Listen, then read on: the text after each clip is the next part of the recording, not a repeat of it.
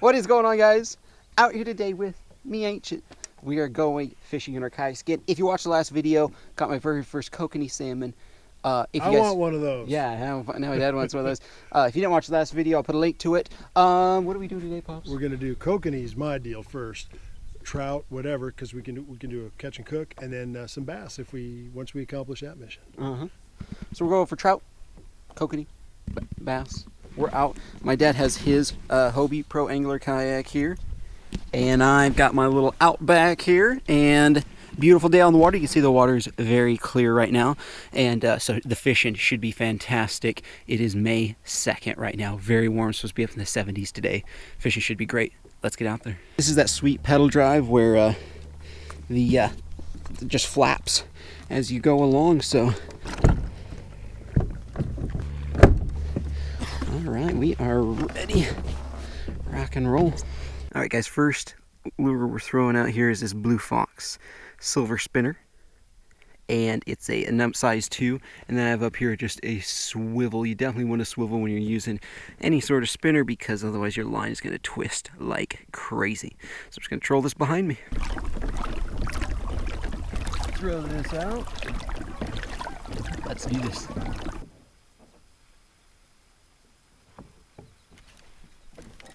Got one.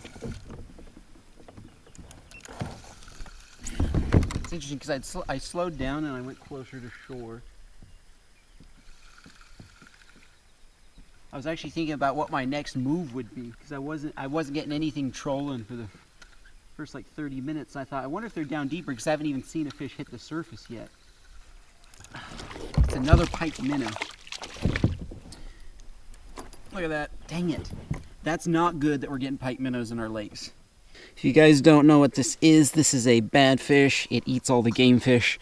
I actually used to live in an area that these pike minnows, what they do is they reproduce like rabbits, and they eat all the game fish, and they are so bad. And in like the state of Washington, I actually just read this on the internet the other day, they'll pay you like up to $8 per fish if you turn them into fish and game. There might even be a law that you have to kill them, because these are so bad for fisheries. And if you watch my previous video, I caught a big one of these. It is not good. It's not good that we're catching these in this lake. That's 2 and 2 trips. There it is. Looks kind of like looks like a snook to me, like a saltwater snook. Yeah. I'm kind of glad that I caught it though, so I can get it out of the lake. All right, guys, so it's been about 45 minutes at least of trolling the spinner and nothing. And so what I'm going to try to do, I wonder if these fish, since it's so sunny out, these fish are down deeper. So I put on a Rapala, this little Rapala jerk bait, a little bit deeper diver, and I'm just going to try trolling this behind me. Got one. Got one. Fish on. Sweet. I have the jerk bait really far behind me, so I can get down there as deep as possible.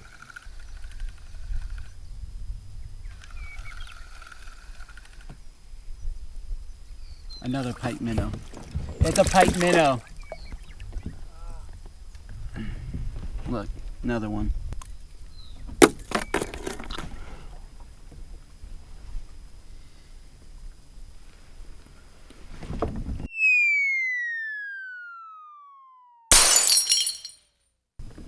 Mink will come along and eat him. Well, let's try it again.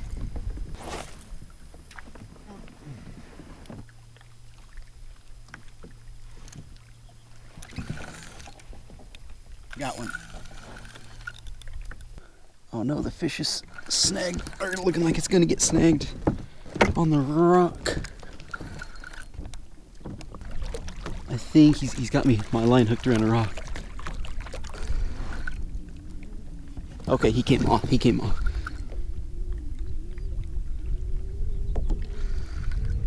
Oh, it's a big smallmouth. It's a huge smallmouth. Look at this smallmouth. This is a giant. He's barely hooked. Got him. Look at that. Pops, it's a huge smallmouth. Oh, look at that pig. That is insane. Wow, on that little Rapala jerkbait. I thought I'd go in closer to shore and hopefully catch a smallie. I wasn't expecting one that big. That's definitely a spawning female. We're in spring right now, and so they're gonna be full of eggs. That is a beautiful smallmouth. Let's weigh this up. I know, this is a spawner for sure. Carefully put it not in part of the red part of the gill. Uh-oh, the battery just went out on the scale. Don't want to. You want to stick it in the right spot on the gill. You don't want to stick it on the red part. 157. We'll just call her 157. Wow, 157 kilograms. I'm sorry. I'm almost out of battery on it, so I don't want to.